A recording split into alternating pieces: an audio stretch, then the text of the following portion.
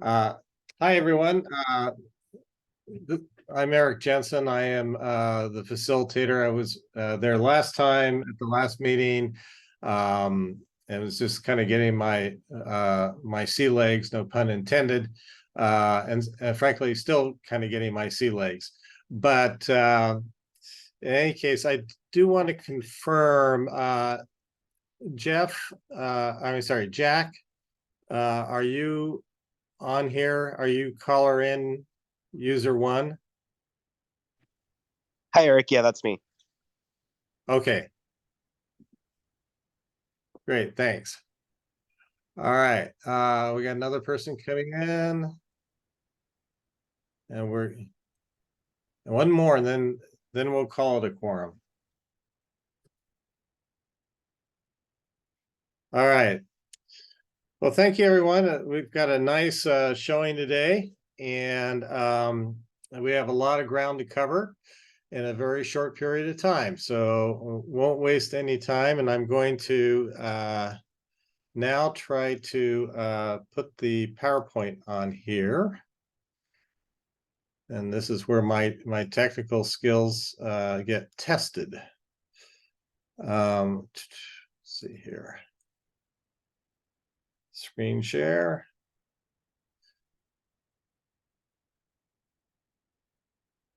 Okay, can everybody see that? All right.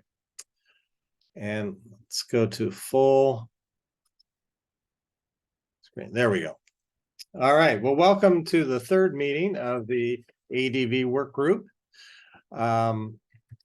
As I was saying a moment ago, we've got a lot to cover, so we'll try and make use of our time as expeditiously as we possibly can.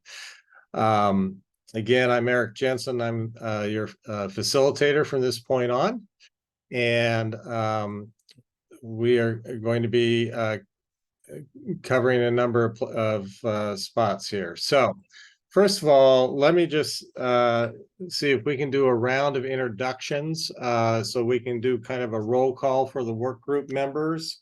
And is Josh here?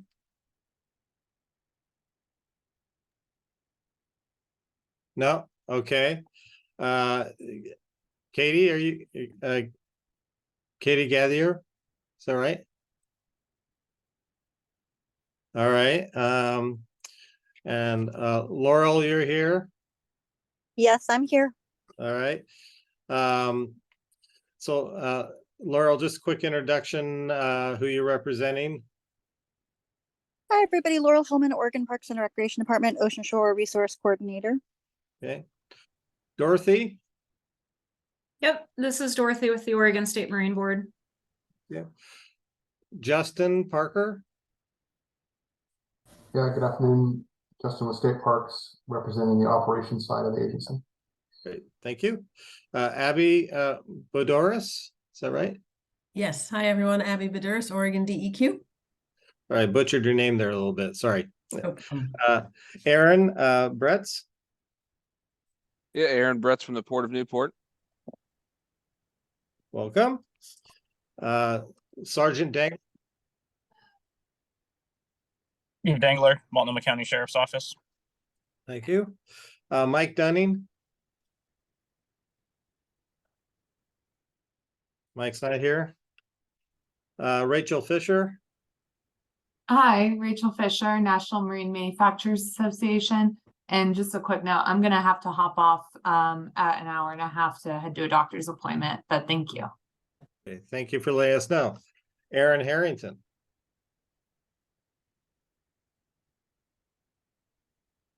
No. And Vincent Harrison.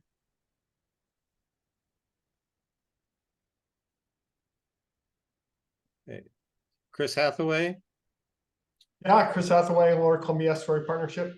Thank you. Eric Hunter. Eric Hunter, Diversified Marine. Welcome, thank you. Mark Landauer. Good afternoon, everybody. Mark Landauer with the Oregon Public Ports Association. Commander Tanya Lim.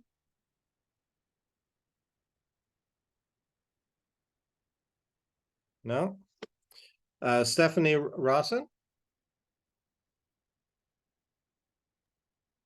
Okay, Everybody, no, Stephanie Ross with Oh. Metro. thank you. Daryl Stafford? Hi, everybody. Daryl Stafford from Port Hood River. Bonnie Stewart? Commander Bonnie Stewart from the Coast Guard at Sector Columbia Rivers Online. Thank you, Commander. Lieutenant Stewart?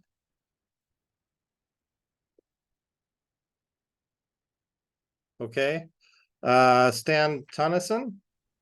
I'm Doug Romju, and I'm the backup for Stan Tonneson this meeting, and I'm with the Columbia River Yachting Association. Oh, great. Thank you. All right. And Sean Whalen? Yeah, Sean Whalen, Harbor Master, Portland Fire and Rescue. Travis Williams? No. And Troy Wood?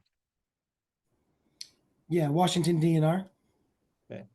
Great. Thank you. Sorry, that took a little longer than I thought. So we'll find a more expeditious way to do this going forward.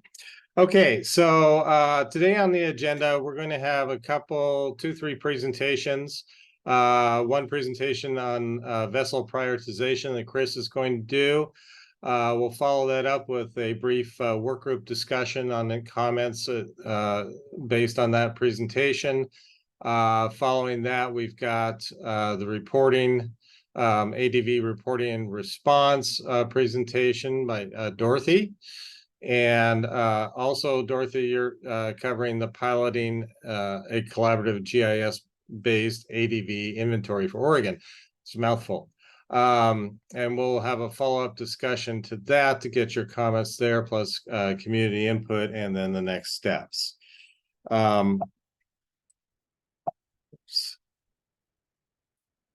we go. There's contact information. My contact information is on there, as well as Kate's. I know you folks know how to get a hold of Kate, and now you'll know how to get a hold of me. Meetings that we have coming up, we're anticipating next meeting is November 7th. Online, November 21st will be online, and December 5th we are tentatively holding as a hybrid meeting. December 19th online, and then meetings 8 and 11 will be in January. January through April 2024. More information will come on that. Just want to remind people about roles. So as work group members and partners, you're providing input to frame the policy choices that are coming up related to some of the near-term actions that will be and are being taken, as well as the topics that are related to establishing the ADV program in DSL, and talking about some of the existing barriers and obstacles of the program framework and proposed solutions, and also identifying potential solutions that may lead to and shape proposed legislative action. Now, when they brought me on, I was informed that this group is giving input. We're not striving to reach agreement on anything at this point, but rather to use the information from all of you to help DSL put together the ADV program. The staff is going to be doing all the programmatic work, hiring the ADV team. When the new manager comes on board, it's my intent to get together with that person and to see if we can get this, if we can align the work of this work group along the lines of where that manager needs to go, and with the program. And so we may see some realignment and adjustment related to that. So I just kind of just kind of heard, sorry, I was trying to read the chat at the same time, and that's not my kill zone. So in any case, let me back this up just a second here. Whoops. And here we go. So in any case, in February, there's going to be an update and possible legislative action and program progress report to the legislature.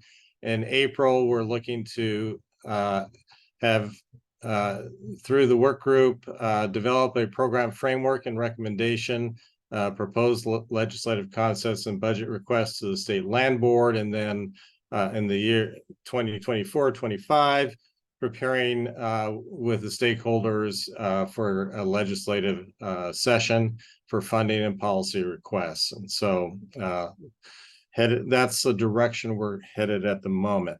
Any questions so far? All right.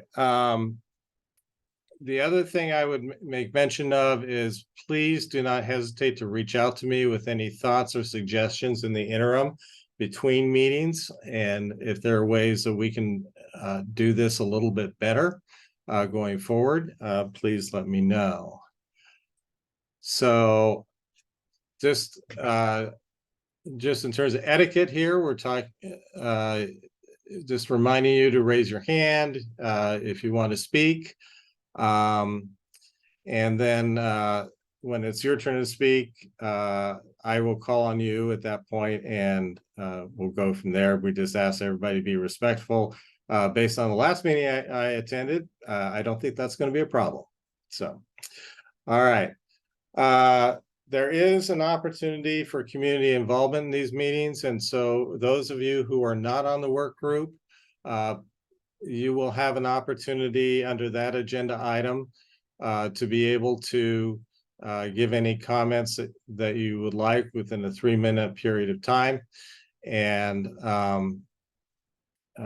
so there's opportunity during that time. And then there's also information on the website as well.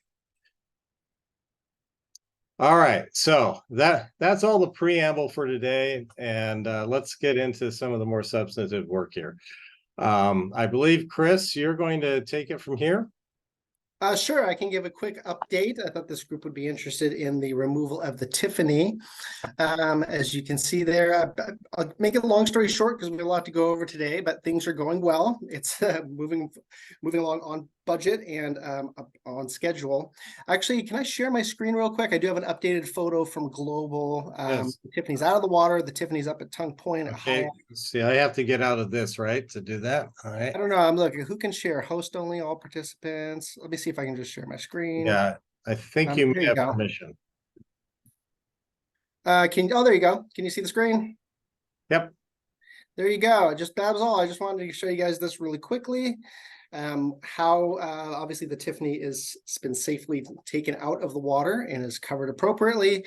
That's what it looked like on the 16th. And then on the 19th, you can see we are moving along with its deconstruction and recycling. So that's all I want to say.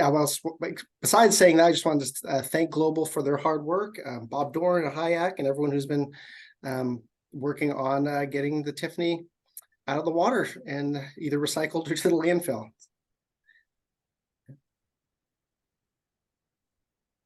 All right, we get back to the PowerPoint here.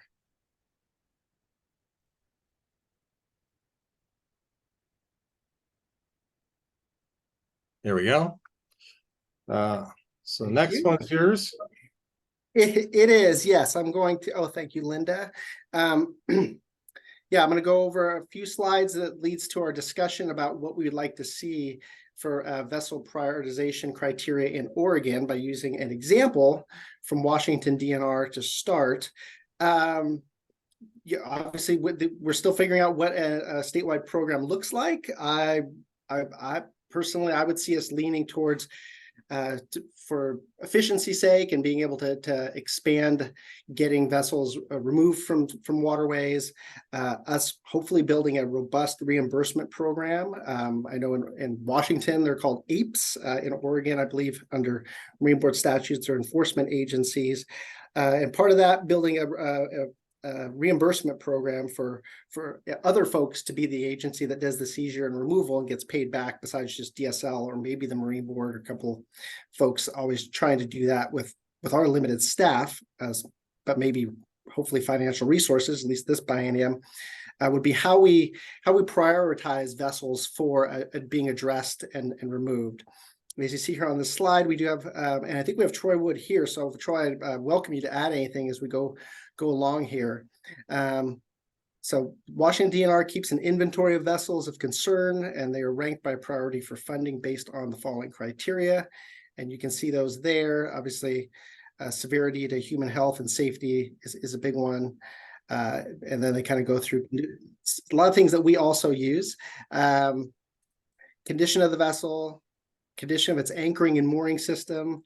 And when I say that, lots of things that we use, but we would use just on the one-off basis, or as for the vessels we know. Obviously, we don't have a statewide program, but when Jacob was here and we're trying to evaluate, we've got this and we got that, these are some of the things we would look at to try to see what we should be addressing first.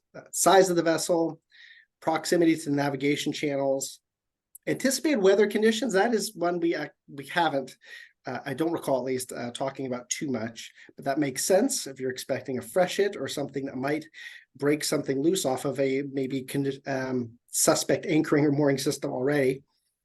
General potential for harmful encounters with people or property, toxicity or hazard potential of the hazardous substances on board the vessel. If hopefully our friends at the DEQ or the Coast Guard have been on board to inspect that vessel. Location of the vessel, proximity to potentially sensitive areas or populations, potential as an attractive nuisance, and then the owner's involvement with the vessel, including factors such as registration, actions actually taken or not taken, and the owner's ability to take care of the vessel or lack thereof. One other thing I think we'll need to look at too, if we do come up with a reimbursement program statewide, is how we also apply regional, how we bring regions into the conversation, I think, with regards to prioritizing and then spreading out the prioritizations across regions too. And at this point, I'll stop for this slide and see if Troy, if there's anything you wanted to add. I just wanted to invite you to have an opportunity to chat before we move to the next one. If there was anything you've learned from your work in Washington. Yeah, so we've just prioritized the removal of vessels based off their threat to human safety and the environment. And we have samples or examples of that on our website of what each prioritization looks like, so that multiple people can apply the same criteria to the same vessel across the state. So it's not ambiguous as much, and there's a set standard to go by. Great. Thank you. Perfect. Next slide. So this is another slide that sort of just lines out in boxes sort of the vessel prioritization criteria. Emergencies are obviously a priority 1. Non-emergency existing threats to human health, safety, environment would be at 2. Vessels impacting habitat and not already covered in prior category would be a 3. Minor navigation or economic impact is a 4. Other abandoned derelict vessels. And then we have a box for environmental justice considerations. I know Kate's not here today. She's on a well-earned holiday. But I do know EJ did come up in a number of the interviews that Kate did leading up to the working group. The state of Oregon is developing a statewide EJ mapping tool, which is anticipated to launch in September in 2025. I know it's something we do want to think about how we will consider impacts the vulnerable communities by ADVs as well. And I know there are other people in this call that are probably familiar with those sort of issues.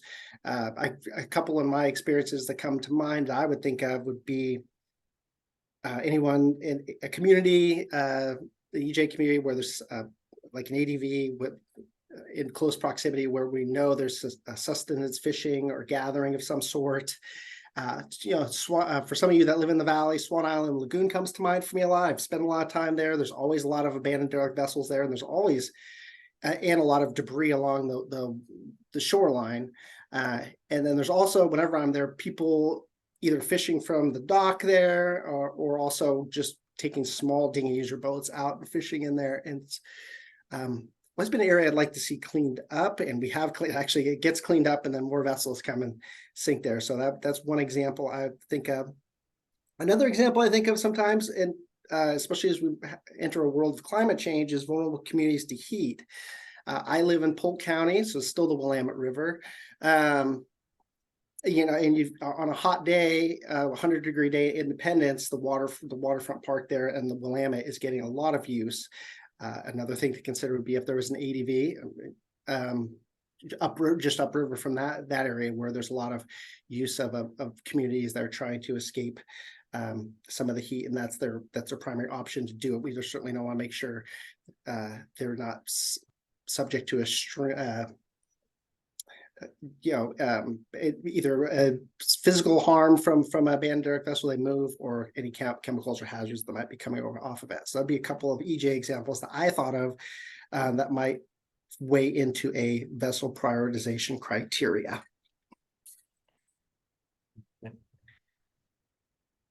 Oh, and I think I might have gotten ahead of myself with that, because here we are talking about what we heard from the 40+ stakeholder interviews. This is just a summary tying back to what Kate heard from the vessel prioritization criteria.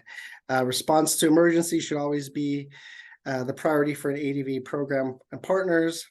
Then target time and money on ADVs that aren't in danger of sinking soon or pose an active threat to human health, safety, and the environment. And then not letting them sink. That is a tough lesson that we have learned. It's hard to know when they may sink or may not sink, but a sunken vessel that costs more to remove, certainly once it has sunk, and then it becomes that emergency, and you risk losing track of it. Flexibility in the criteria is key for stewardship of funds.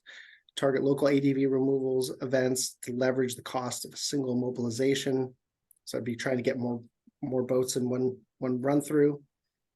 The intersection with ADVs used as shelter is complex and requires nuanced human-centered approach. And that is certainly true. And then consideration for EJ communities needs to be part of the decision-making. And I gave a couple examples that came to the top of my mind. Mark Landauer has a question, I think. Mark? Hey, Chris, could you go back to the previous slide, please? Sure. Eric, can you go back to the previous slide, please? Yes. Yeah, that's what I'm looking for. Yeah. So emergencies seems to me like a pretty damn big bucket, forgive my French.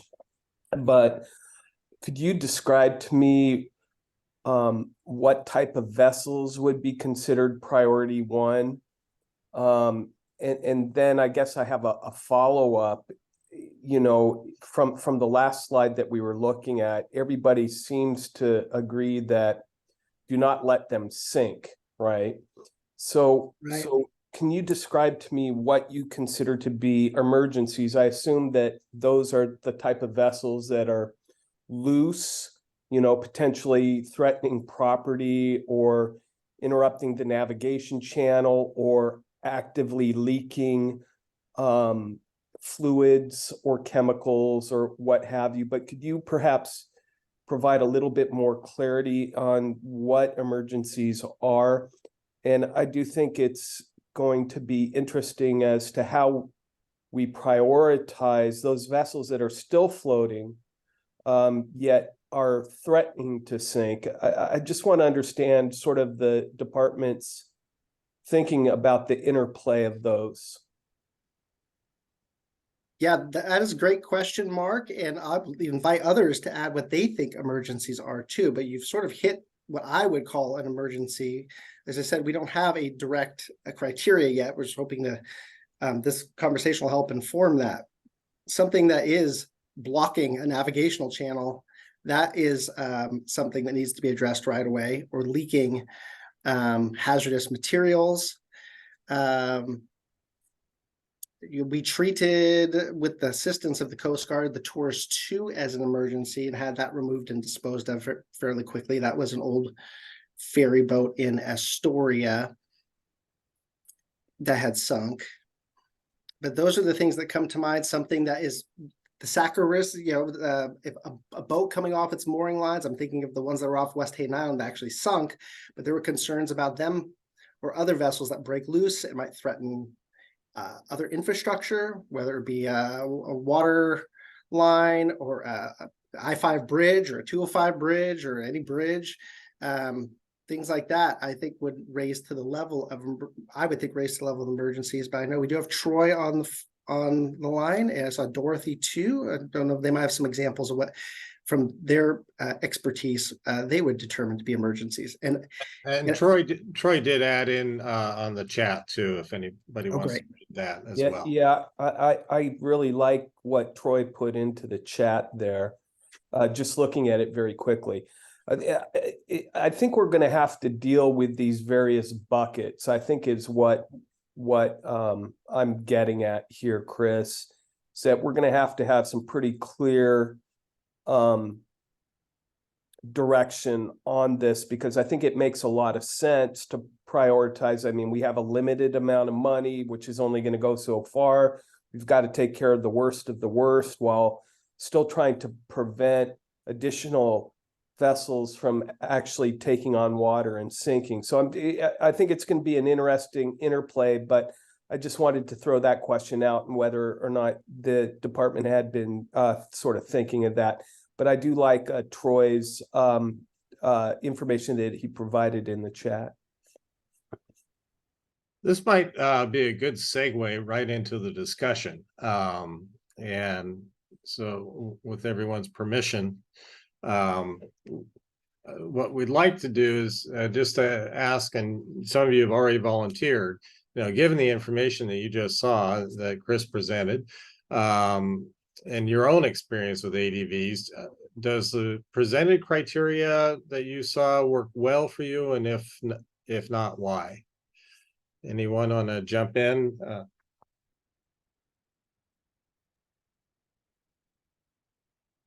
Steve Dangler, Multnomah County Sheriff's Office. Thank you.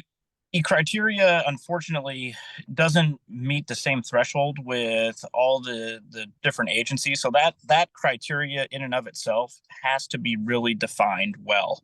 For instance, with the alert in Saccharis, we had bids to get rid of both ships for approximately $2 million. But in the end, after one was sunk and then the other sunk, we're at 7.2 million. So, there's, again, we've got to come together with, what really creates an issue.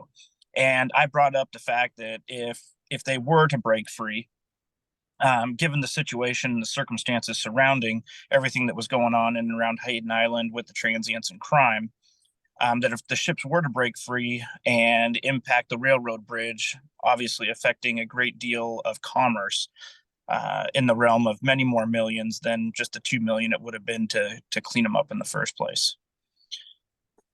Yeah. Right. Thank you, Sergeant. Anyone else? If you raise your hand, then I'll see it on the screen.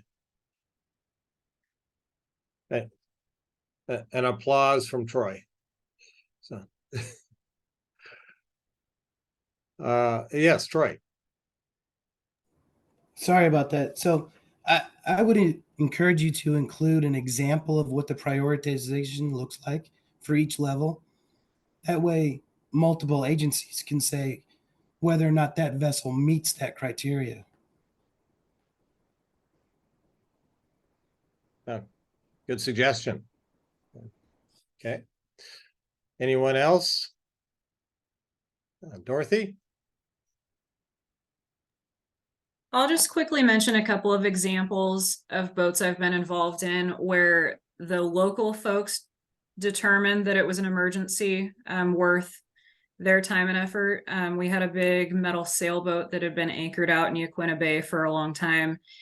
And the deputy locally there knew that a big storm was coming and really didn't want it to sink there. And so he was willing to put in the time and effort to coordinate with local folks and me and try to figure out what we could do about it based on his own expertise of that area. And so I defer a lot to people who are out in the field locally. They know the waterway, they know the weather, they've seen thousands of boats, and they have a better idea of, you know, what might happen in certain circumstances than I do. But a similar one would be, you know, if there's a busy boat ramp in the middle of the summer or, you know, big fishing season or something, and somebody dumps a boat in the middle of the boat ramp, it might not be a priority statewide. There might not be like a lot of attention on it in the news, but to those local folks who are dealing with it in that moment, it certainly is an emergency that warrants immediate action to solve a whole bunch of problems. Yeah, so I mean, it's one thing to look at it from a macro standpoint and apply criteria, but when you get down to the micro standpoint, it could be very much a problem. Troy? Yes, thank you. Sorry again. So I would also suggest that you don't make this a mandatory removal priority list, meaning that you have to remove priority ones before you remove priority twos, because you may not have the funds to deal with all the priority ones, but you can have the funds to deal with a priority two or something like that. So you have to have that flexibility, because the program should not be required of you to remove these vessels unless you have the funding and the staff to deal with it. But yes, you should go off the prioritization schedule, but if you don't have the resources for the top priorities, then you can still remove lesser priority ones. That would be a suggestion. And to make sure there's enough flexibility to adjust for different circumstances, like you said, like such as funding, if funding is available for a smaller or lower, what would be considered a lower priority, right? Yes, correct. Thank you. Okay. All right. Anyone else? Any other issues or factors that should be considered in developing criteria?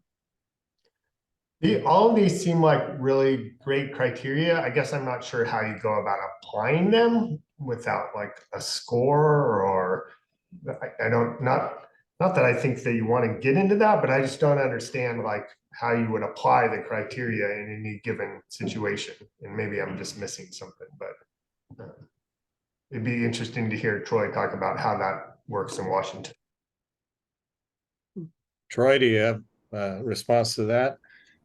Yes, so we have a priority scheme that we publish in our guidelines. And in each one of the priority levels, we have an example of what that priority looks like so that you can try and fit your particular vessel and situation into a particular priority scheme. That doesn't mean that when you enter it in the first day as a priority 3, it can't be increased as a priority 2 or 1 later on as the situation or condition changes. But for whatever the situation or condition of the vessel is sitting in right now, you would look at the priority scheme, look for the examples, and try and fit it in as best you can.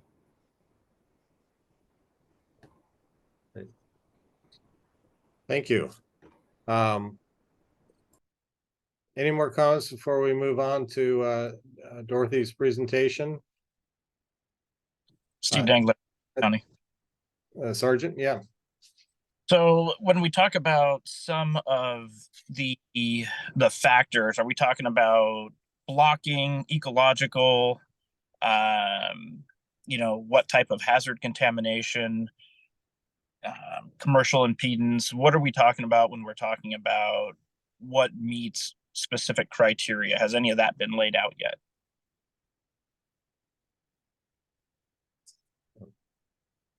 Chris, are you on? Yep, I am on. I don't think so. Not that I've worked on. But Dorothy has her hand up. Dorothy? Yeah, Sergeant Dangler, you might not be able to see the chat very well if you're accessing the meeting via your phone. But Troy posted some of that information as it pertains to Washington in the chat. I don't know if it really gets to your question, but I think that, he includes examples about vessels adrift, sinking, dragging anchor, leaking fuel and other hazardous materials. So I don't know if that is helpful at all, but I know that Washington does have that kind of fleshed out. Thank you, Dorothy. All right, so just a reminder, as we get into discussions and questions, if you can raise your hand, it makes it easier because I get to see it on the screen. I can't see everybody's faces, but if you put your hand up, I'll see it. So, all right. Well, with everybody's permission, let's move on. And Dorothy, are you ready to talk about ADV reporting and response in Oregon? I am always ready to talk about ADV reporting and response in Oregon. My family's tired of it. So I'm Dorothy Deal. I've been with the Oregon State Marine Board for about 4 years now. Believe it or not, in that time, my agency has been financially involved in the removal and disposal of around 140 ADVs, using agency funds, some federal grant funds, and COVID relief funds. And I suspect I've actually been involved in the investigation and coordination and response to literally hundreds more boats around the state. So that is going to include some of the more well-known ones that maybe my agency wasn't directly involved in or financially involved in. But if there's an ADV in Oregon, there's a good chance that I have researched it, talked about it, heard about it, seen it in person. So all that is just to say that, like, I hear about a lot of ADVs, so that's why I'm talking about ADV reporting and response for the state. Obviously, I do work for the state of Oregon, but my agency has a unique mission, and so I can't really delve into, like, other agencies' internal policies and rules and things, but I can at least share, like, what I've observed of other state agencies and how they respond. So let's see. All right, so we're on the right slide now. So I was asked to give an overview of how ADVs are reported. And so for what it's worth, I've worked with 22 of our 36 county sheriff's offices, as well as the state police and local police, state parks, local parks, special districts, utilities, state lands, federal lands, just a whole bunch of different entities who contact me and want to tell me about an ADV. They want my help figuring out how to deal with that ADV. So I kind of see myself in some cases almost like a dispatcher who's just helping connect people to the right folks. So how we hear about potential and confirmed ADVs is I get a lot of phone calls. I get a lot of emails. The Marine Board has a very simple reporting tool on our website where somebody can essentially fill out a form that creates an email that goes to me. They can attach a picture of it if they want to. And so then I will usually figure out, okay, where is that boat located? Who do I need to make sure knows about it? And then my response to it is going to depend a whole lot on the local response and how excited they get about it. So like those examples I gave earlier of a local entity reaching out to me for help, and they're on the ground right there and can coordinate it. They can see what other partners are available. They can figure out who might be able to tow the boat. I'm going to get a lot more excited about involving myself in those than if it's one where somebody reported it, but nobody locally seems terribly interested. And then the sort of information that is reported, it varies so much. I get reports that are as simple as, a water body and a color of boat, and that's really all I have to go on. And so then it's kind of a judgment call on, do I try to seek more information about that? Do I forward that to somebody, ask if they know about it?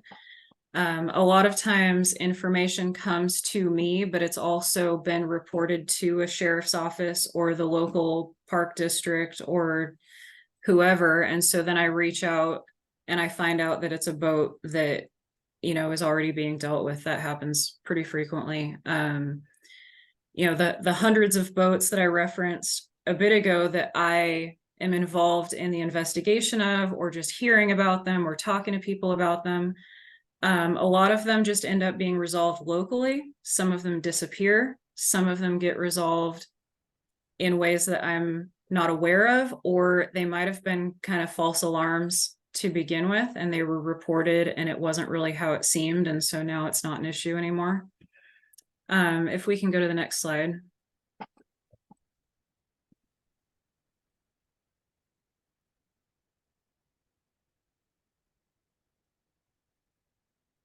Okay.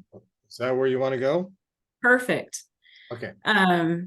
So going back just a little bit to like how I hear about all of these ADVs, I don't want to take up a whole bunch of time right now talking about every single instance and like all of the different types of help that I provide to people around the state and trying to figure out how to handle their ADV. But I want it to be out there that I am a resource for anyone who wants to know more about, my experience over the last 4 years and talking to all of these different state and local folks. So you can talk to me offline if that's something of interest to you.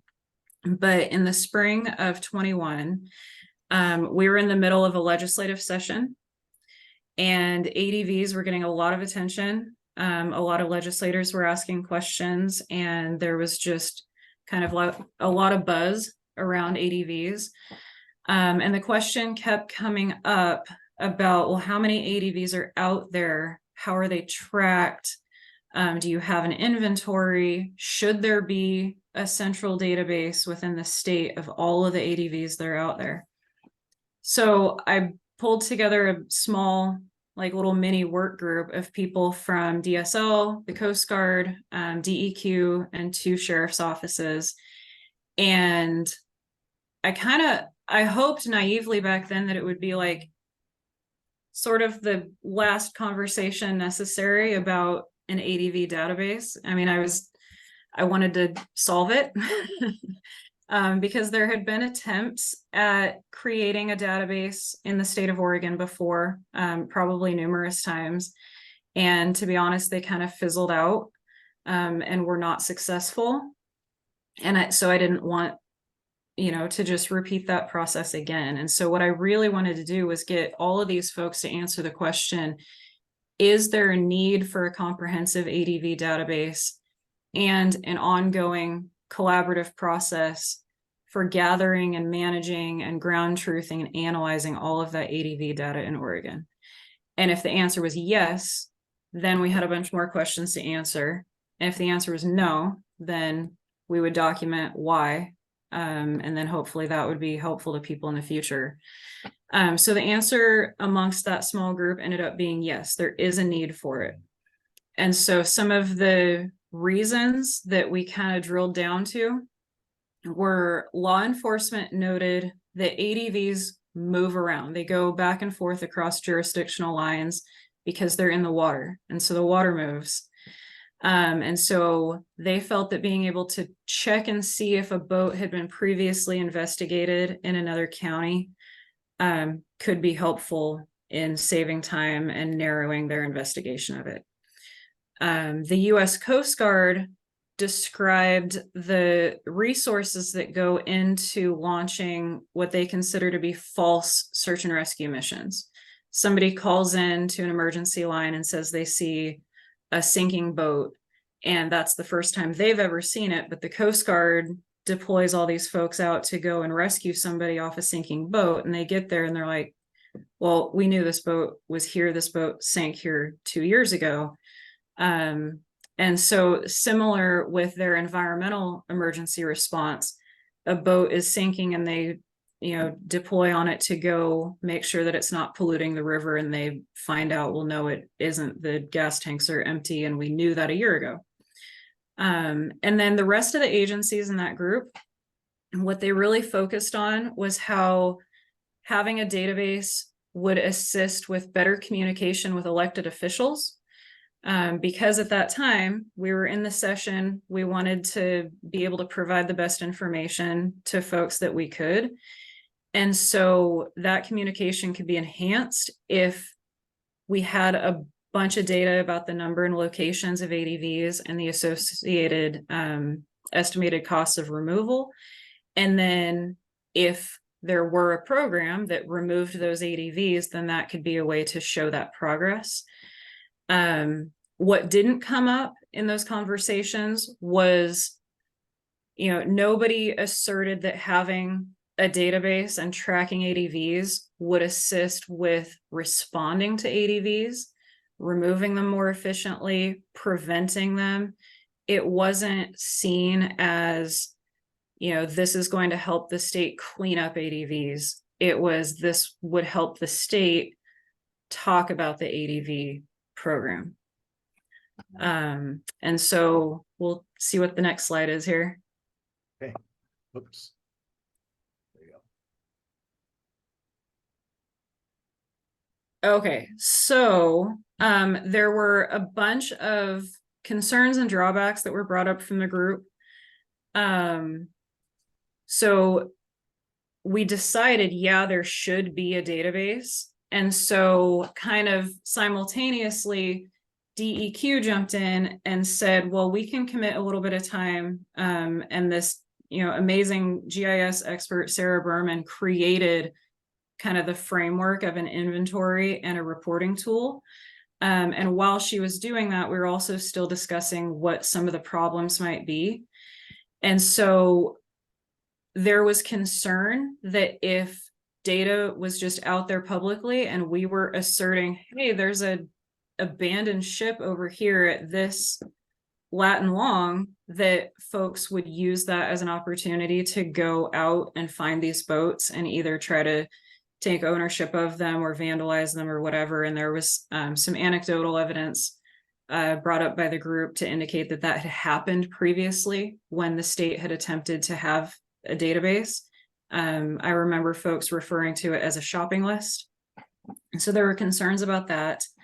There were pretty significant privacy concerns about tracking vessels that are associated with people when nobody's being charged with a crime, but you're just sort of arbitrarily deciding, well, we're concerned about this boat, and so we're going to put it on a list and we're going to take pictures of it and we're going to, put it on a map. And I know that law enforcement was very concerned about that from a standpoint of they can't just decide that they want to start tracking the movements of human beings. And as we know, there aren't boats without people. There was an owner at some point. There might be people coming and going from a boat. And if a boat is moving and you're associating a person with it, that's not something that as a society we want to do. And it's definitely not something that law enforcement can be involved in, and we probably shouldn't too. So we also talked about, I guess this is more of a good thing, improvements can be built upon. So a GIS-based tool, the state already uses GIS quite a bit. And so if DEQ is going to create a GIS-based survey and mapping tool, as opposed to going out and buying something off the shelf, internally, we would have the ability to build on it. And once it was created, then we had the flexibility to keep going on it. So we'll go to the next slide. And this just kind of shows you that DEQ did create it. The Coast Guard is using it. And I think if they're on the line here, they may want to talk maybe on the last slide or something. They by far have used this the most, and it sounds like they've been really happy with the results.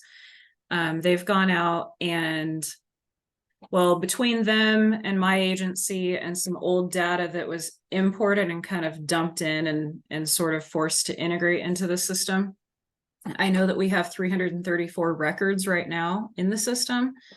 A quick glance at it showed me that I think about 200 of them are within Oregon, because obviously the Coast Guard is federal, and so they're putting in things that are in Washington as well.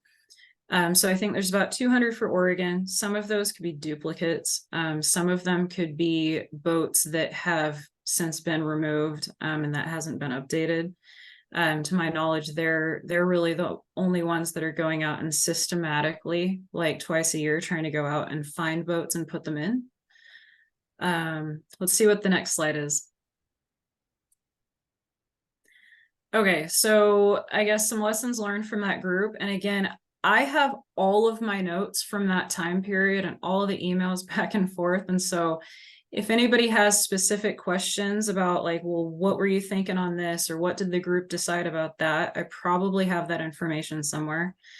But like this slide says, emergencies are emergencies. If a bunch of agencies are going to go out and address a boat that has to come out right away, they're probably not going to pull out their device and try to gather all of the data and put it into the inventory right then.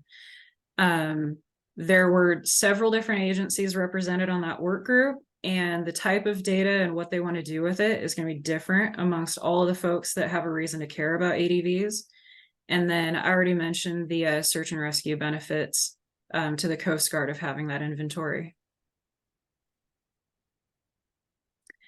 So I think Kate put this one in for me because this was my complaint. A lot of times little boats that float around and sink and pop back up, and somebody drags it up the bank and then it gets back in the water. It's very frustrating to try to put that on a map point and then see it move around. So that's a challenge. And then this is maybe the biggest one for me. I know that we have points on the map where it might even be a picture, and you look at the data that somebody input for it, and you're still going to disagree with what they said about the boat because it just doesn't look that way to you.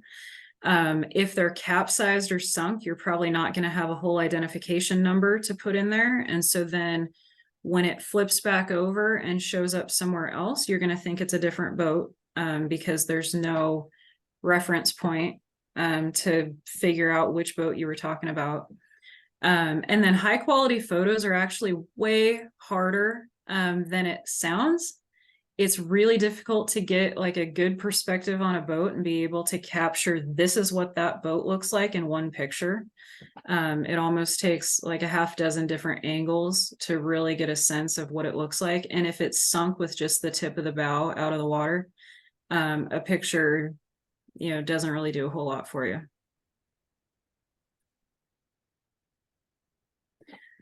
So I guess some more lessons. Staff capacity is always going to be huge. How much does each agency want to invest in having a database? Do they have the folks with the technical expertise and the time to really commit to making this high quality data? Or are you always going to have huge caveats?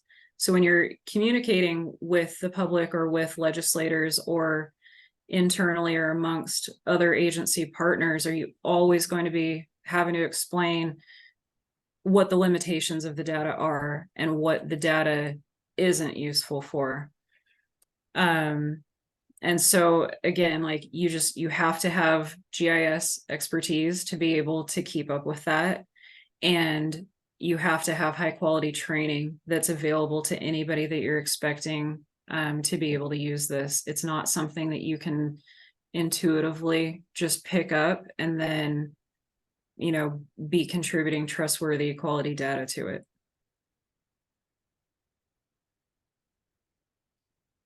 So I think that's all I had to say about that. And I'll just reiterate once again, that was like a whole bunch of thoughts that I tried to put in an order. But I have been doing this for a while. And so, I have lots of experiences and opinions and observations that I'm always happy to share. So if there are any questions, here I am. Thank you, Dorothy. And I know we had asked if some of the local and federal authorities could talk a little bit about their experience in this realm. But before we do that, I'm just going to go through here quickly what Kate came up with from her interviews earlier on in relation to ADV reporting and inventory. So she found out, it's a critical tool for an effective ADV program to be able to have that inventory. Many of the recommendations mirrored the considerations and takeaways that were found in the pilot project. So a lot of consistency there. Quality over quantity. The data informed decision making requires well managed and accurate data, just as Dorothy was alluding to. And then right now, the cost of monitoring reports and complaints add up across enforcement agencies. Oregon's at a point where immediate action is needed. I don't think that's lost on this group. A single point of contact and coordination of ADV information across enforcement agencies could streamline response combined with funding resources and removal of procurement/disposal barriers. And then finally, that even better if the tool can produce reports that tell trends, identify hotspots, or build a picture for legislative asks. So being able to really show the direction things are headed helps in terms of putting together some type of strategy. So my suspicion is that all of this information resonates with you folks. Abby? Yeah, thank you, Abby from DEQ, and great presentations. Agree from DEQ with what we just heard. And I would just want to point out, maybe obligatorily, that there's no funding for a current database or dedicated staff. It was a committed group from a number of agencies that just saw the need and filled it. DEQ does and did have an outstanding GIS person to do it, but that moving forward, if other people agree that this is a key component, it needs resource staffing and dollar resources to make it solid and permanent. Great. Thank you, Abby. And we're going to get into a little more discussion here in just a second. But first, like to call on some of our federal and local authorities, and we gave them a little warning in advance that they were going to get called upon. So this is not a great surprise. But Sergeant Dangler, I think you had something to contribute here. Yeah, thank you.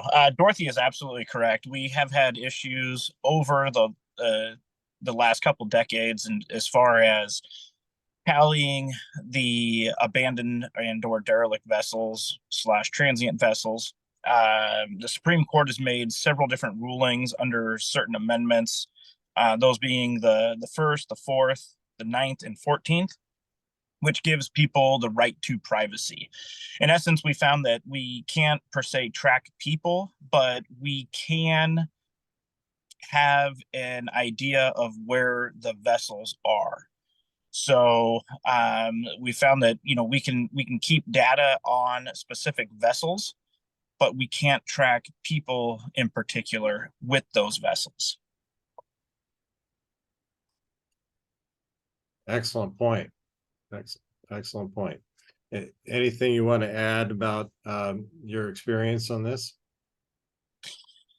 Goodness, it's been a very long road, and again, it just comes with the partnerships with everybody here that we have in these groups working together.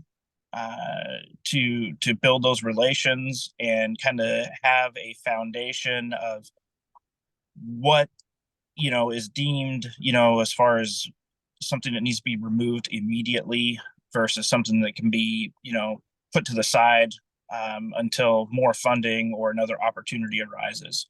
So we're on the right path. It's no quick road to success, but I think we're headed in the direction we need to be going, and I think we have all the players involved here, and I think we'll have good that comes from all of this. Great, thank you. Sean Whalen, do you want to weigh in on your experience? Yeah, sure. So I'm Sean Whalen, Harbor Master for Portland Fire and Rescue. And to kind of just go through the questions I saw in general about, what to discuss is, from in Portland and the Saccharissan Alert, I would say are the outliers, that we get a lot more of the smaller recreational vessels. The top of the slide of one of Dorothy's last slides, they're 30 feet and less, so they move a lot harder to keep track of. And so I hear about them just by the nature of my job. I actually work for the Fire and Rescue, but being the harbor master, I get involved with this quite a bit. But I hear about them from calls that the firefighters go on. Occasionally we have boat fires related to this. We get EMS calls aboard, some of them that people are living on because they're smaller. And when I first saw the definition of what an emergency vessel is, I'm thinking all of ours are, because they're all poorly tied down or poorly anchored and whatnot, but they're also, of course, smaller. So they become adrift quite a bit. So we'll get calls on those. And then also the Good Samaritan calls, the ones that probably drive the Coast Guard and the sheriff crazy, because somebody sees a sunk boat as they're driving down I-5 that actually has been sunk there for days, weeks, months, or even longer. And unless we recognize it as a sunk vessel, which fortunately we tend to do fairly quickly, it can become a big, long job for something that, we just did 6 months ago. I also get a lot of phone calls and emails from the community, but primarily everything comes to me, if it's not from the emergency responders, from phone calls and emails. And what I do with it is exactly what Sergeant Dangler and Dorothy said, is I reach out, first to both of those two, honestly, and find out, okay, I got a call about this vessel. What do we know about it? And I'll give them the general description I have. I might have a picture if it's an email. If I'm lucky enough to have some OR numbers or any, clearly identifying characteristics, I'll reach out to both of them and find out if this is a vessel that is already being worked on. Is it a newly found out about vessel? And then we'll come up with a plan of what we want to try to do with it. If it's one we think we need to try and get out sooner rather than later, or if it's a known vessel and we know it's occupied and moving around, so to speak. And location, again, is also difficult, especially in Portland. One of the last bits of information I got about a vessel, I got an email from our 311 line, which is just general information Portland. The person that gave it to me saw water and they saw a boat, and it was a runabout, motor vessel, not just a little rowboat. And I did a little research and came to find out it's in the Columbia Slough at about 181st, nowhere near the Portland Harbor, nowhere near fire department property. We're still kind of trying to figure out how that particular style of boat even got there.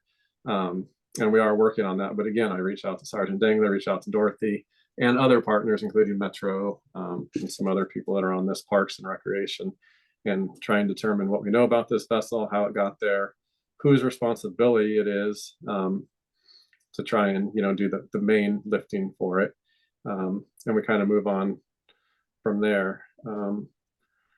Getting down to an inventory, I do think that they're certainly helpful, but a couple caveats I have with it, and I've been out back maybe 4 years ago to help the first time to kind of see how this is put together, and I think part of the current inventory was based on that ride 4 or 5 years ago now, is at least in the Portland area, because the vessels move so frequently, it definitely takes management and kind of a single point of contact. It takes a lot of people to put into the inventory, but then it takes I think, a smaller group to actively manage it and manage it properly. So we're not pinpointing the same vessel that seems to be different in multiple locations, as an example.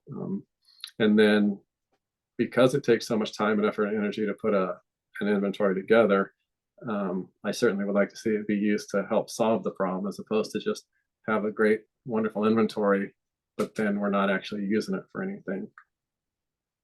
Great. Thank you, Sean. Next person I had on the list is Stephanie.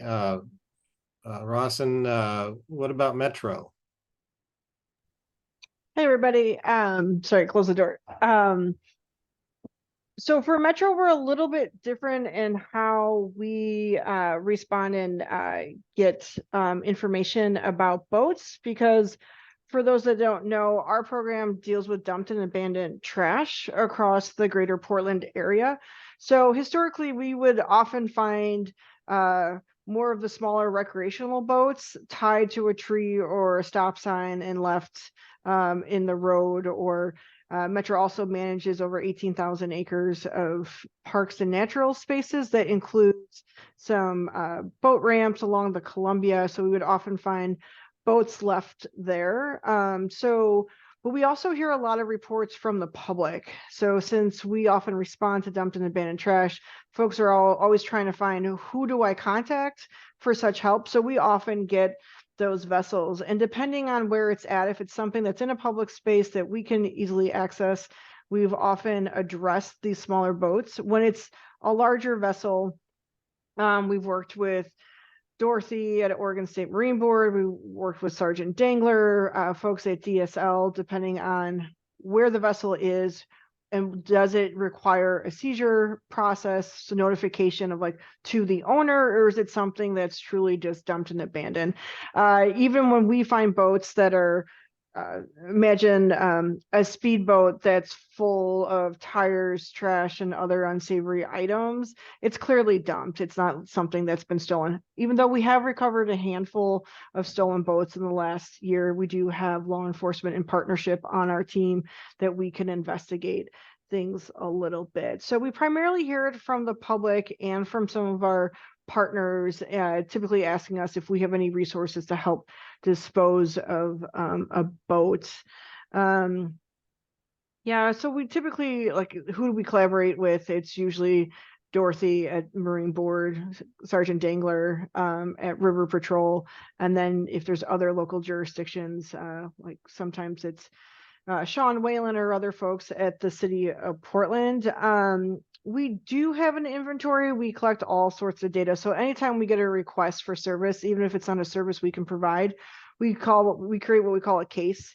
And then we have data. So we have all sorts of data about all the different boats that we've interacted with. Not quite the same, but I've mentioned before, Metro had received a $10 million grant from the state of Oregon. And with that, we've set some money aside for a boat turn-in program. And to date, I just had this data point up. We've had 163 applications with 81 boats properly disposed of. We have 15 applications that are approved and pending disposal, and we have 45 applications that are pending review and approval and processing. So for a short amount of time that we've been able to do that, and we've gotten the information out, and boats can only be accepted if they're in the greater Portland area. So Metro has a service boundary. So I just wanted to share that, because for such a small area and providing that resource, that's a significant amount of boats that we've been able to remove fairly quickly with a little bit of work. But thankfully, we've had this one-time funding to help us kind of do that work. So that's what I have to share. Great, thanks. All right, and the last person I had on my list is, do you go by Commander Anthony? Am I using the right title? Yeah, Eric, that's just fine. Thank you for the introduction. Good afternoon, everybody. All of our ADV work group folks. Dorothy already hit on it, and so did Sean Whalen. But this ADV challenge has a unique perspective for the Coast Guard in that, as already mentioned, we have to treat all of these reports initially as if there was somebody recently aboard one of these vessels that is now presumed to be in the water and therefore in distress. I did a data pool just before this meeting, and since October 24th of last year, so exactly 1 year, we have received 147 reports of abandoned or derelict vessels. Now, not all of those did we dispatch resources, whether it be a team of coasties in a government vehicle to go investigate or aboard a Coast Guard vessel, particularly in the Portland metro area where the majority of these originate from.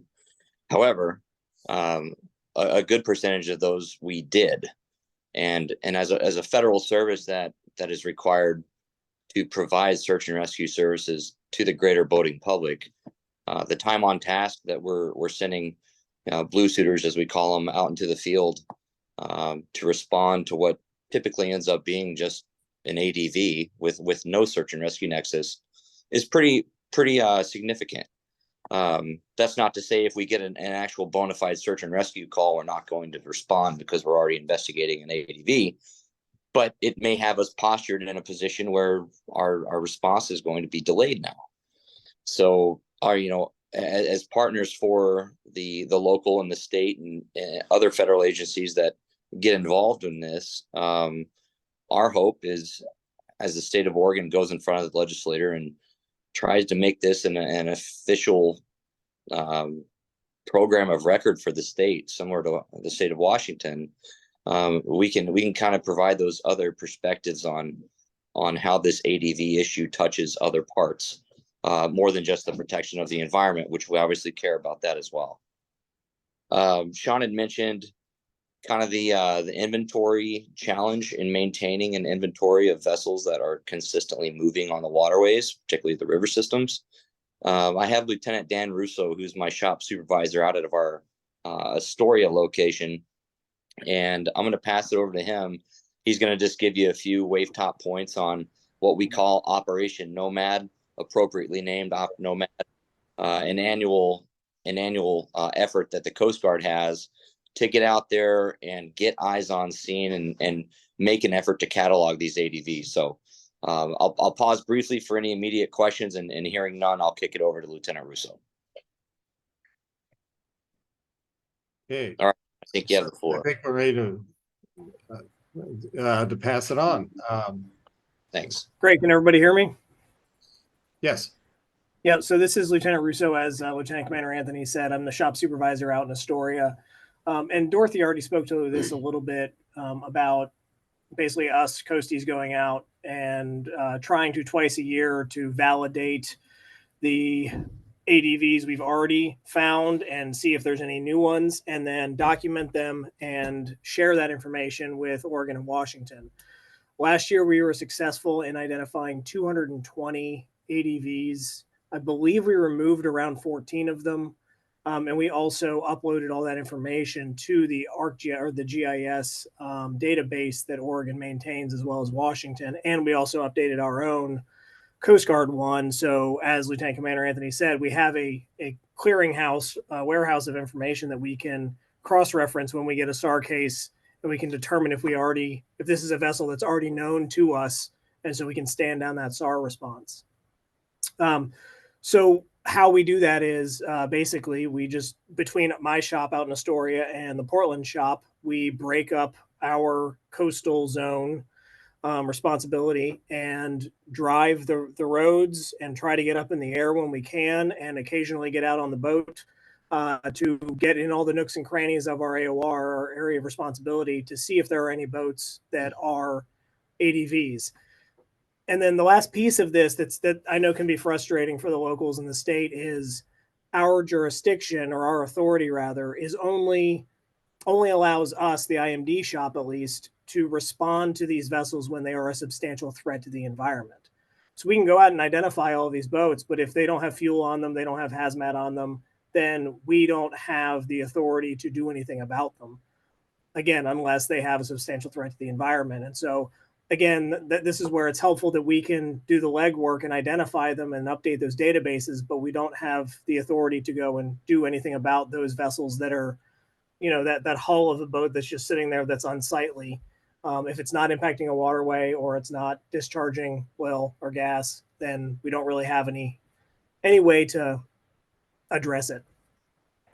And so one last piece is we were not able to fund OpNomad this fiscal year, but hopefully as of November 15th, if we actually get a budget passed, we will prioritize OpNomad for early in this current fiscal year to get out there and identify, well, again, validate and identify any new ADVs. And of course, we'll share those once we do that. Thank you, Lieutenant.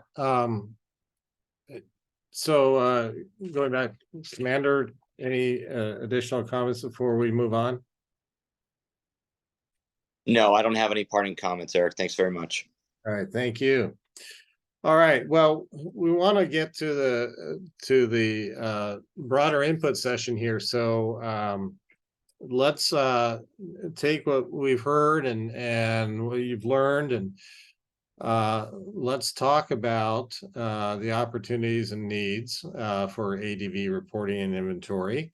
So I've got some questions up here, like to see if we could get some input on.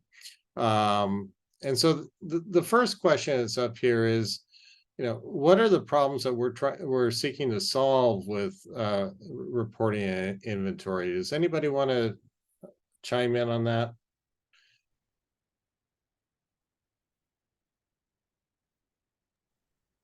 Sergeant Steve Dengler, I'll chime in. I don't have a raised hand on my end, sorry. Okay, thank you. But the goal in trying to keep centralized data is for the duplication of efforts when it comes to the amount of resources that are dispatched on abandoned derelict vessels. Like the Coast Guard had mentioned, if a boat is going downriver, floating unmanned, it's considered a SAR case until determined otherwise, or until all other leads are exhausted. So what that entails on an initial call of a boat adrift is typically 1 to 2 fire vessels response, sheriff's office vessel response, as well as Coast Guard vessel. So we've got multiple resources tied up. We're taking first responders away from other tasks that they could be dealing with when we have this known vessel that has been at anchor for the last 8 months in the same place. It's just we got high water and now it decided to sink or float away. So those are some of the things that if we can put 2 and 2 together more quickly, we reduce that duplication of services, and we're able to focus our resources on actual first response or utilization to do other things, as well as deal with other abandoned derelict vessels on the waterway. Yeah, so being able to avoid that duplication of effort and streamlining things by doing that and getting a quicker and more effective response. Okay, Troy. We also use it to establish timelines for legal purposes. Mm-hmm. So our database is geo-based. So we can put the vessel in a geolocation.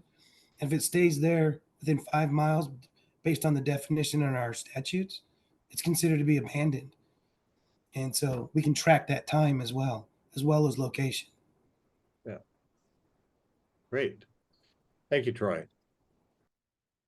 Well, what do you folks think, going down to the second bullet here, what do you think are the immediate or essential needs for a reporting tool right now and the vessel database in the near term? What's most immediate? What's most essential right now? Rachel? Rachel, are you on the work group? I am. Yeah. Oh, sorry. I'm learning. No, that's okay. Thank you. Please go ahead. Yeah, so I think the immediate need would just be continued resources and funding, whether that come from the state or a grant, something like that. I think something that would be long-term and renewable would be absolutely essential for this to ensure that it keeps going and that it can be utilized in the next year, in the next 5 years, in the next 10, so on and so forth. I'm sure everyone's singing that, but I just feel like that is definitely the one of the biggest things that is essential for right now. Great, thank you. Dorothy. I think it just might be worth discussing again the problems that we're seeking to solve and those dispatching of resources that, you know, that topic keeps coming up, and trying to determine, is that regionally based? Is that more of an issue in the Columbia and Willamette River? Is it as much of an issue on the coast? Is it an issue at all on inland lakes? And as far as using it to track how long a boat has been there, that's in Oregon, at least, that's very important when you're talking about a potentially abandoned boat. When a boat meets the definition of derelict, it doesn't matter how long it has been there. So thinking about whether it makes sense to invest resources in mapping a sunken boat in a marshy area of a lake on the coast versus putting resources toward mapping an anchored sailboat in the Columbia River. I think it's just worth bringing up that those might be different. Good point. And so, you know, geography plays into that for sure in terms of what's happening within that geography on doing the inventory. But do you have any thoughts about what might help to avoid that situation where you're trying to cast the net too wide, so wide that you're actually spending more time in areas that you really don't need to? Well, I would hope that there's representation on this group here that would be able to talk about the needs in their specific area. You know, we have coastal ports on this group. We have law enforcement from various areas in this group. And we don't want to leave anyone out if they feel a strong need to be included in a database and they can point to benefits in their community. I don't want to try to make those decisions for them. But I would just be interested in knowing, you know, does it need to be a statewide database? Like, you know, the harbor master, Sean Whalen, said, like, we don't want to put resources toward just having the world's best database. We want to put resources towards solving the ADV problem. And so can we be strategic about it and, you know, offer the tools to a certain area for a certain reason, and maybe offer those same tools to a different area for a different reason. And it's the same tool, but we're acknowledging that people are getting different things out of it, maybe. Okay. And just one more follow-up. Sorry, Dorothy. But I just would like to get a little clarity here in terms of this issue that you're raising. Are you seeing this as an immediate essential, or is this long-term, or both?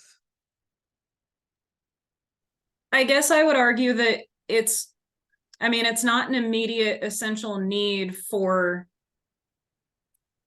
having the database, but I think it is an immediate essential need for the group to just address those regional differences and gather more information about, you know, folks across the state are always going to have to deal with ADVs at the local level. And so what do they need or want out of a database? Or do they even want resources going toward a statewide database? Or could it be scaled down and, you know, more purpose-built? I think that's an important question for the group. I don't think I have the answer, to any of it. I just want to raise that question because I think it's important. Great, thank you. Does anybody want to address that particular issue? Chris? Yeah, I guess not address that particular issue, but I mean, it seems like what are the problems we're seeking to solve? We're seeking to solve the problem of abandoned and derelict vessels. It's pretty straightforward. It seems really hard to begin to solve that problem without having a solid understanding of what the problem is, where the boats are, how big they are, what they entail. And so then it's like you need some sort of tracking tool. You need a database of some sort, right? And it's like Dorothy and all the folks have worked really hard to put something together. So when you think about what are the immediate needs, it's like clearly based on what's been talked about, the immediate need is for somebody to own it and say, we are going to be the person, the agency that owns this database, and start to put it together. And they need the funding to do it. Nobody seems to want to do it, which is understandable because nobody has the money to do it. But it's like, we're not going to have a successful program if we don't have a list and somebody in charge of maintaining the list and working with the partners to update. Yeah. Okay. Thank you. Troy, I think you're next. Thank you. So if you don't have a statewide database, how are you going to prioritize the removal of these vessels based off of the state? So are you going to prioritize Portland's removals over some other areas removals without a statewide database in which to prioritize your limited resources? That would be my question. Yeah. So a little bit of a chicken and the egg kind of question. It's just coming first here. Yeah, Chris, you yeah, well, try that was actually one thing I was just going to put out there for the group's thoughts, is that we spent the first part talking about prioritization a little bit statewide, how we build maybe a reimbursement program, and how do we if we don't have a sort of, even if it's a, you know, maybe you're not using it to actively track as much if a boat's sunken in a coastal lake, but how do we make sure things are accounted for? If we try to do prioritization, regional prioritization, make sure there's some equity as far as how the you know, monies are put out there for vessel seizures and removals. Steve Dangler, County. Yeah, Sergeant. Yeah, I would just like to add, it would be nice to have something that was statewide so that there is a collaboratively known information of what is occurring in our state. I think being able to have regional lookup or regional accessibility for your area of responsibility would be great. And that could be broken down by, you know, districts of water or other, you know, natural boundaries, but something that gives people an opportunity to see what's happening in and around their region. Yeah, so being able to drill down to the regional level is going to be helpful, potentially. Okay, great. Anyone else? Yes, Doug. I've been on a talk recently with the Columbia County River Patrol down there, and one of the things that this database seems to me could just get out of hand is many of these boats are just garbage. I mean, we need a process to get, you know, streamline getting rid of the garbage. They don't have hull numbers, they don't have ID numbers. It's just garbage. We need a place to take that stuff. But man, to fill a database up with, I look at the Multnomah Channel, that's one of the areas we'd love to see cleaned up, and it covers Multnomah and Columbia County. There's tons of boats up and down through there, and there's a couple of big ones. Those should be on the database. They absolutely should, because they are going to cause problems. But all these other ones, that seems more regional to me. I agree with Dorothy. I don't know if she agrees or doesn't agree with that, but it just seems like there's some regional pieces of this, like Multnomah Channel. You know, so somebody should just be in charge of Multnomah Channel. If you want to know about it, go ask them. Stan Tonneson, who I'm representing today, I mean, he's up and down that thing all the time. I represent over 1,000 boaters that are out there all the time. I mean, we can help. I mean, that's the thing I think we all also need to look at, is maybe the public can be a part of this help. And hey, you know, that guy moved again or something like that. It just, but I see a big database of all these little boats and think, man, that's just a waste of time.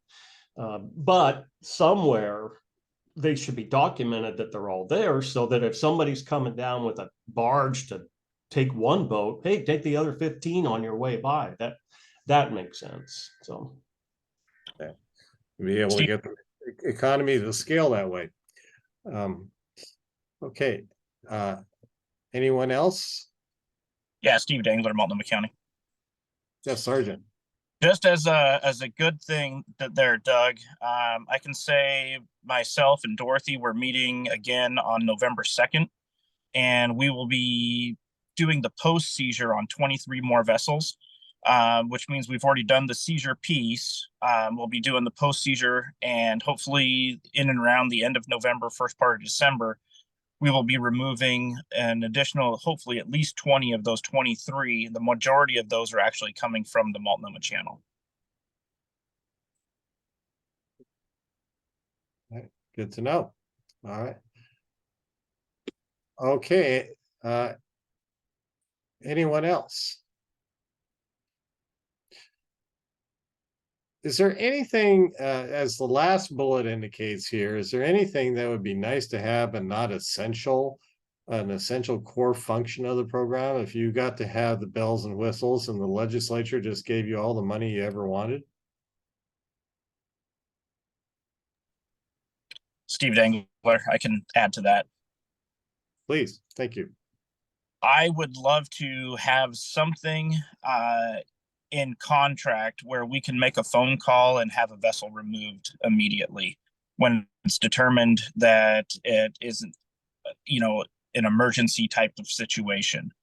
So for instance, on the road, we have various contractors, i.e. tow companies, that actually bid to be on our tow call list. And no matter what, as soon as that phone rings, they have to come take whatever it is. And we don't have anything of that nature set up on any of our waterways anywhere across the state and or probably regionally in the local states. And basically what that looks like is if we're, you know, dealing with a crash or we're dealing with a, you know, some type of vehicle, all we need to do is contact our tow desk, and we have a tow company that has to come out and remove that vehicle. We don't have anything of that nature for the road. Oftentimes we're left with trying to find somebody that might be willing to come take it, but if there's no money really involved and they're not going to get any cash at the end, or they know that the individual isn't going to come through with any payment, then, you know, our towers are there. Well, there's nothing in it for me. So no, sorry, I don't want this one. We can't be left in that situation, because by them saying, no, you know, we don't want this one today, where it would have cost us maybe 2,000. Now it cost us, you know, 12,000 because it sunk. Thank you, Sergeant. Aaron. Thank you. Yeah, that was, I didn't bring that point up because I wasn't sure how to weave it into the reporting and inventory. But especially out on the coast and in other rural ports, you can't, I mean, we need some kind of capability to be able to do something quickly, because we don't currently have anything. It's not, we don't have the resources they have up in Multnomah County. If I wanted to get somebody to tow a boat or salvage a boat here in Yaquina Bay, like right away, you know, we're going to be, there's going to be a bit of a wait on it, and it's going to be really expensive. So if we got a way to get maybe DAS involved and set some contracts up, I'm sure that statewide there's a volume that could be worthwhile for somebody to enter into a contract. Great. Thank you. That's a really good point. Mike. Yep. Sorry I'm late, folks. I was in another long meeting. Yeah, I'm jumping in here, catching up. I'll kind of tack on the last two conversations. An example we just had, we had a couple of boats that were purchased out of our marina. They were dreaming of turning these boats into active fishing vessels again. One was built in 1936. The other one was built in like 1940. They went up the Coos River, tied up to the county park dock. One of the boats, well, there's a little more story before that, but long story short, one of the boats was towed, taking on water to our facility. Unfortunately, we weren't even notified, and showed up and said, here, we need you to haul this boat out. And of course, the port's going to do it. It's sinking, but now everybody's staring at each other going, who's paying for this? The sheriff's department dropped it off. We weren't going to obviously let it sink in the channel or sink somewhere. But where I'm going with this is I think there needs to be a pot of money in this funding that deals with boats that are actively sinking, and that in that situation, the port would haul that boat out at our facilities. We have a 100-ton travel lift, and we would pull it out, and that would be funded by this program for an emergency haul out. So we wouldn't be worried about who's going to pay the $5,000 to $7,000 to destroy it, and the haul out fees and everything else associated with it. Great, thank you, Mike.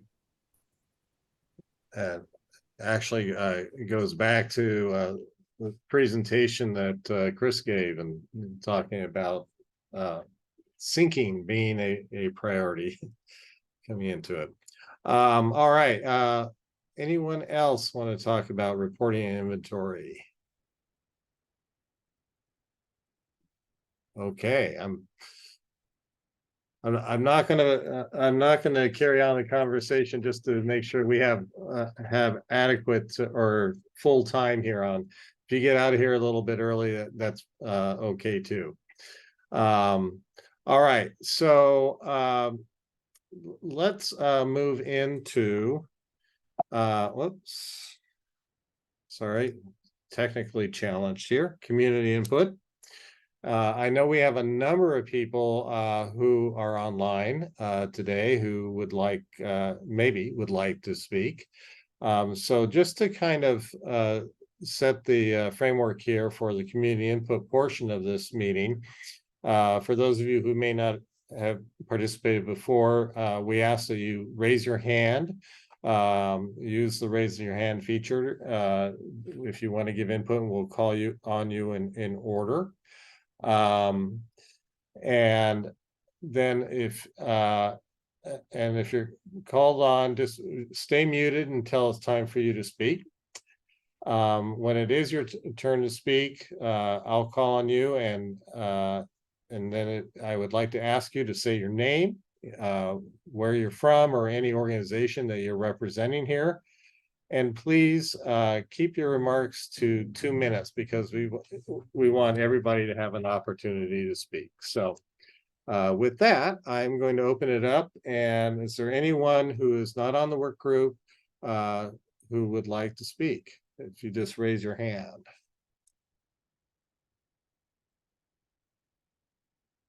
Okay, I thought I saw a lot of folks out there, so I thought maybe we might have a lineup here at the microphone. Okay, so not seeing anyone or seeing anyone's hands for that matter, we're going to move on toward adjournment. Now, again, there is my, oh, here we go. Yes, William.